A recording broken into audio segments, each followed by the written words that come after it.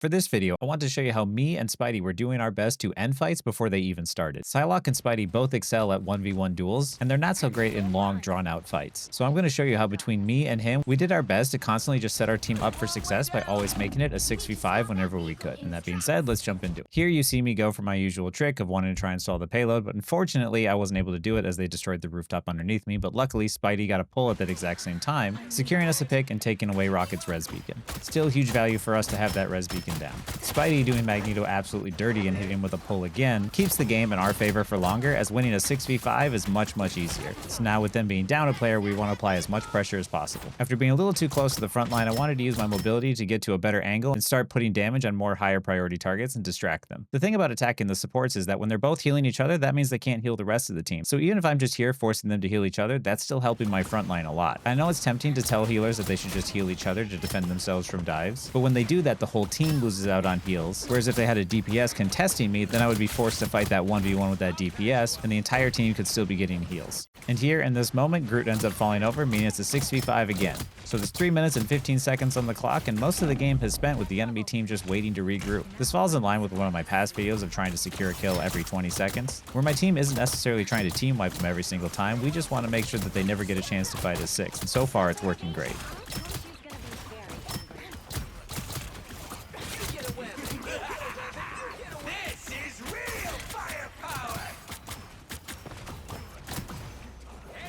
With Spidey starting that fight off with a really big pick, I followed up with my ults, and maybe we didn't need all of these ultimates, but it did help us secure the fight easily while also denying the offensive team more time.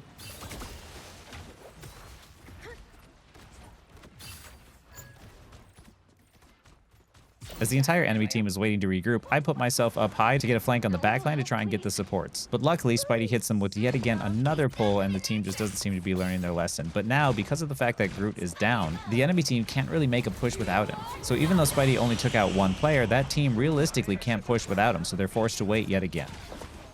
I am ready to put on a show! For mutant kind!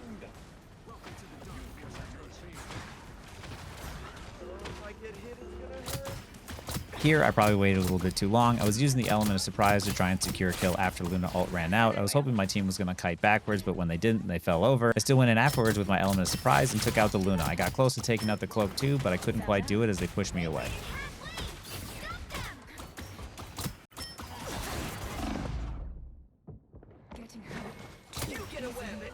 Spidey, seeing that I had taken out their Luna and took away a lot of the abilities from Cloak and Dagger, he saw a perfect opportunity for him to go in and use his ult, taking out the Cloak and Dagger. And me, I haven't forgotten about the Luna who's now coming out of spawn. And now that me and Spidey have taken out both of the enemy supports, my team is coming back to basically a free fight as the enemy team doesn't have any supports to follow up. Spidey and I didn't need to take out the entire team. We just needed to take out 1 or 2 targets here and there and let our team do the rest. So now our team is coming back and they can easily retake this objective. And now, once again, with them not having any supports, Spidey was able to swoop in and get a quick kill before the strategist even had a chance. And now, once again, they're still not fighting as 6. So the enemy team is forced to play safe and wait until Moon Knight can regroup with them. And now, during this moment, Invis Woman gets another kill, taking out Groot. The enemy team has 1 minute and 5 seconds left on the clock, and since the very beginning, they've not had a single fight as 6, which is exactly the way that we want it. There hasn't been a whole lot of crazy team fights, just some very well executed, very specific kills.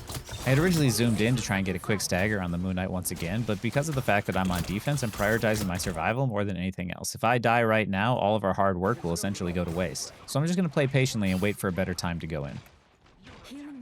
Spidey once again doing an excellent job swooping in and getting another kill, so his team is forced yet again to wait for him to come back so they can regroup. And here, just as Groot is respawning, I jump in and ult the backline, forcing the Cloak and Dagger ult, plus securing a kill on the Luna myself. So even though the enemy is ulting in this moment, there's only 4 of them up front as 2 are still coming back from spawns, still leaving my team with a huge advantage.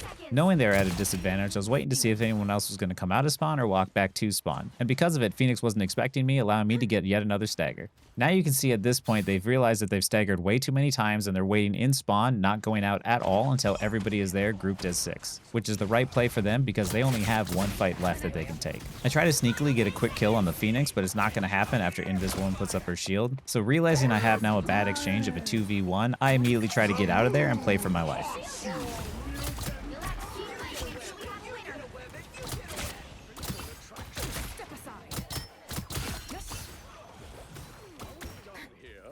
I'll patch you up. What a difference. And just like that, the first round is done.